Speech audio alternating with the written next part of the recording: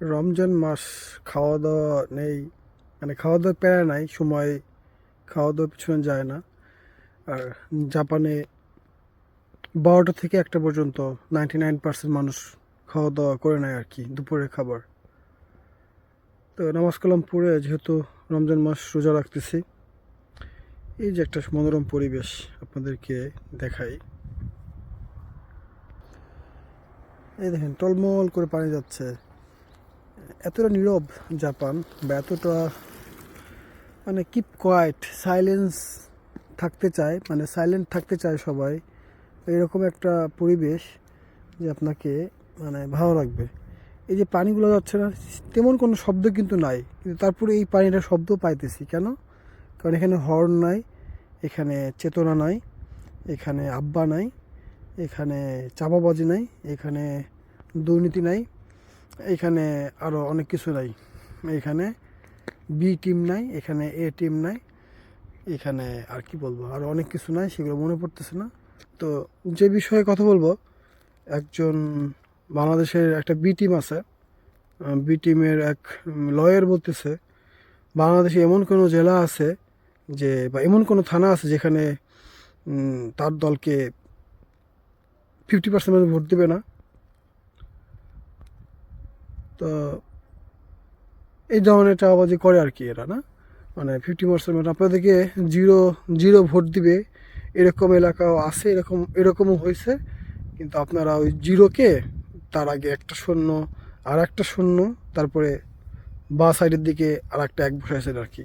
তো এইভাবে বসে বসে আপনাদেরকে এভাবে বিভিন্ন জায়গায় আসতে হয়েছে আর কি। আপনাদের এই চাঁদাবাজি না থাকলে, আর ওই চেতনা আর মেইন স্ট্রিমের যে ধারণা মাথার মধ্যে যদি বাংলাদেশের মানুষের ঢুকাই দেওয়া না হইতো যে আমরা ছাড়া বা এই ধরনের মানুষগুলা যাদের সাথে 4টা হাত 4টা পা আছে, এরাই খালি ক্ষমতায় যেতে পারবে, আর তোমরা গরিব মানুষ, তোমরা জীবনে এসে যেতে পারবে না, ওই ক্ষমতায় যেতে পারবে না, কারণ তোমরা গরিব, তোমরা বাংলাদেশের সাধারণ মানুষ, তোমরা নিগৃহীত হবা, খালি ভোটের সময় কিছু মানে চাঁদাবাজি করবো, ওইগুলা শুনে শুনে এসে ভোট দেবা। বাংলাদেশে মানে আপনারা দেখেন এদেরকে, এই আপার সময় একটাই লাগছিল যে এরা তো আর মানে সহ্য করা যেতেছে না। তো এখন আবার নতুন নতুন আসছে এই যে বি টিম, এই বি টিম বলতেছে যে কিসের জুলাই সনদ, কিসের কি, এদেরকে আবার খুব মানে লালন পালন করতেছে। এই আর কি, মানে কি বলবো, মানে বাংলাদেশে নিয়ে কথা বললে আপনার শুরু হবে শেষ হবে না। এই চেতনা আর কতকাল বাংলাদেশের মানুষ দেখবে আল্লাহ জানে।